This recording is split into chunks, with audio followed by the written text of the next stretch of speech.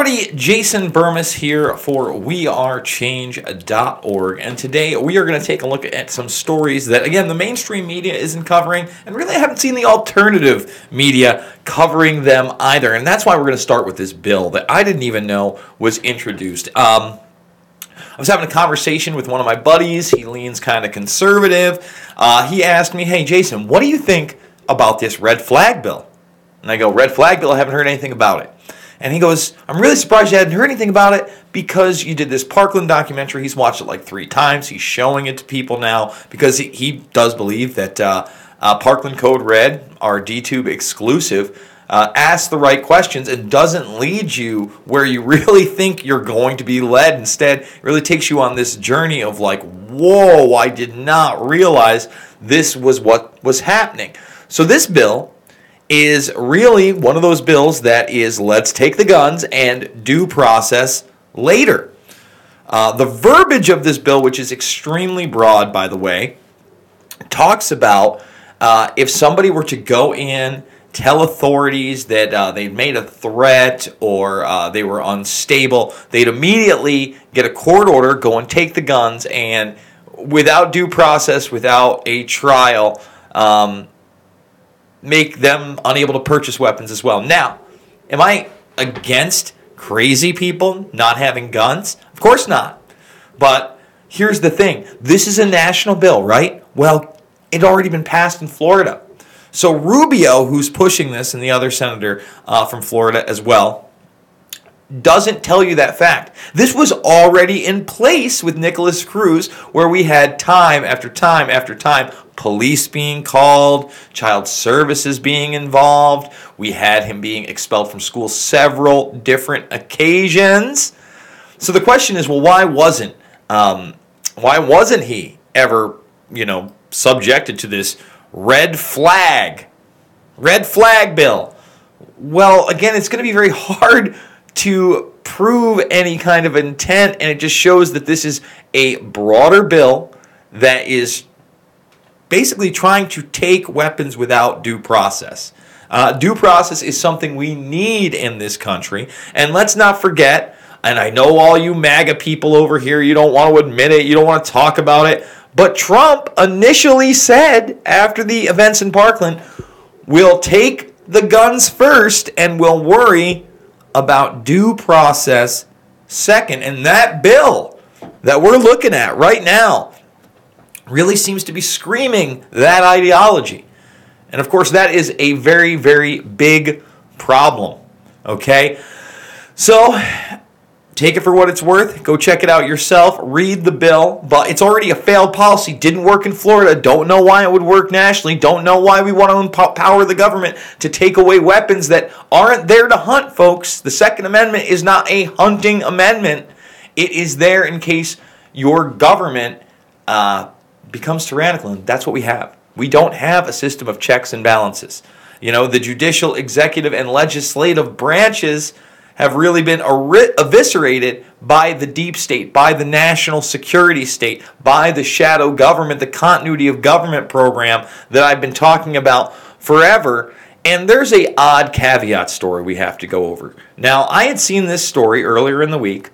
However, I didn't really pay much attention to it. Now, you see this arsenal in front of you, okay? This is a Texas Army vet and his girlfriend with a massive weapons cache. Now, initially, I didn't realize that they said they were there for a classified mission.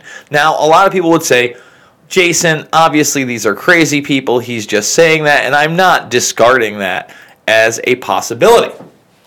But he was military, and the other odd thing is he called the police on himself. Now, they were in Massachusetts. The claim was that this couple was supposedly going to shoot at the March for Our Lives protesters.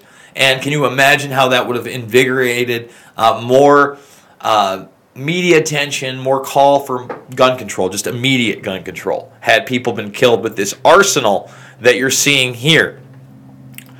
But he called the police on himself. And what do I mean by he called the police on himself? Well, he called them saying that he thought he saw somebody trying to break in. Now, he had a camera rig in there, the whole 9 yards. So you got to wonder, he's saying he's on a classified mission for the military. How did he get all these weapons? Did he think he was going to meet somebody in an arms deal? Was he about to be burned and turned into a patsy? I don't know. I have no idea. Is he just a crazy person? It's a story that, by and large part, has been completely ignored by the national media, and that's why we're paying attention here. Really, you're only seeing it at the Boston Herald, local papers there, and the Daily Mail internationally, who really does a good job of aggregating stories that should be told.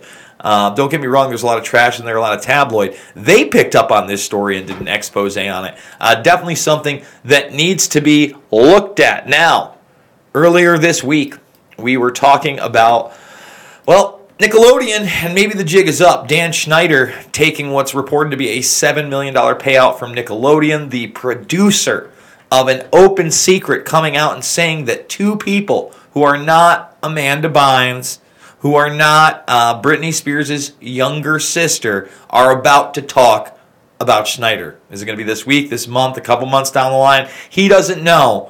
But a lot of behavior that has been alleged online may be finally coming to a head. But you notice, again, we're not seeing it in the national media. It's not being picked up by these proponents of the Me Too movement, and that's why we've got to cover this story, because Dan Schneider, Schneider's Bakery, Ike, Harley, Henry Danger, literally a bucket full of shows over the last decade plus over at Nickelodeon he's in charge of. Well, here's a show from my generation that was huge, Ren and Stimpy. And say what you want about BuzzFeed and BuzzFeed News, and yeah, have they done some pretty crappy reporting in the past? Have they done some hit pieces? Sure. Do they really exude what infotainment is? Sure.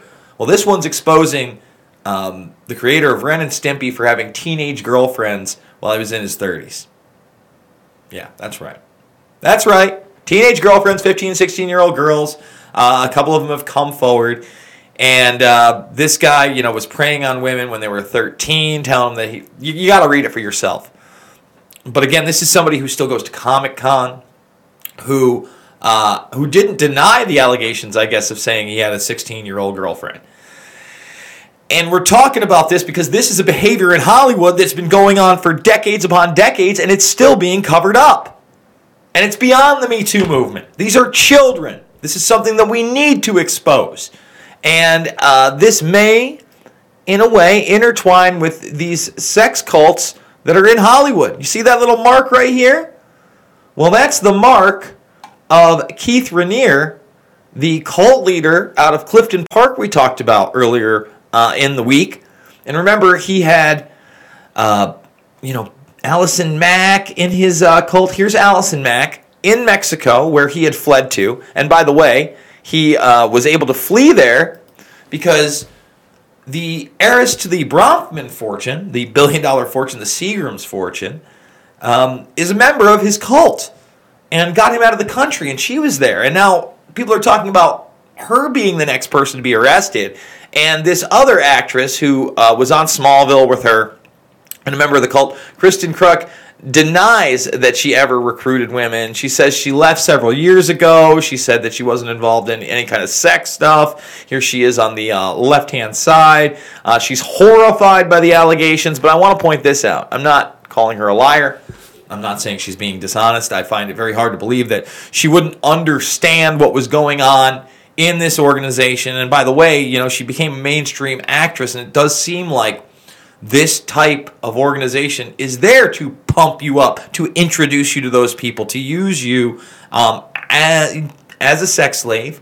As many of these people prostitute themselves out in Hollywood to get roles, and it's very possible that this woman did that, and now she's, upset that people are finding out the way she got to the top, and she's just going to deny it all. And remember, they all signed non-disclosure agreements, okay? And aside from the non-disclosure agreements, maybe some of them are a little worried for their lives. Now, Corey Feldman went to the hospital, claimed that he had been stabbed or attempted to be stabbed in some kind of an incident on the highway where he was cut off by several cars. I encourage you to go check it out yourself. You can see it on TMZ. I'm sure you can see it on his Twitter page. Now, he's wondering, was it a knife? Was it a syringe? But let's be honest. everything Corey Feldman has said so far has been proven to be true. Okay? What he exposed on Dr. Oz has been proven to be true. Names he has dropped have been endorsed by private investigators, people on the inside, in the know, people like the folks that put out an open secret. It's time for Corey Feldman to make sure that no matter what, this information gets out. Whether that's taping a confession video that would be released posthumously, God forbid anything happened to him, because, hey, we're rooting for you, Mr. Feldman. I want you to grow old, to see your grandkids. I want justice for these people. But we don't know what's going to happen. And the media is now trying to spin it like, you know, this was another way for him to stay relevant in the media, and it was an attention-seeking thing, as small as taboo ever. The fact of the matter is, if someone approached him in his vehicle and lunged at him, that is enough that we need to get behind Corey Feldman. We really need to push this information to the forefront and make it so other childhood actors can come forward, name their abusers, and cut the legs out of this once and for all. Folks, we have been expanding big time here at wearechange.org. Over at the main channel, we got some crazy reports out of Somalia. One's up right now. There'll be another one later in the week. Luke is returning to the States, so we will be streaming live on the main channel Sunday night, I believe 6 p.m. Please tune in to that one with a full wrap-up of the week's events.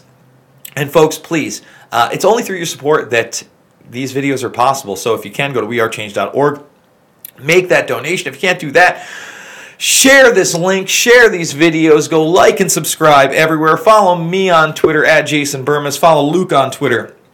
Follow us on Twitter at WeAreChange New York City, and please help us get the word out. Be the change you want to see in the world. Folks, thank you so much for joining me.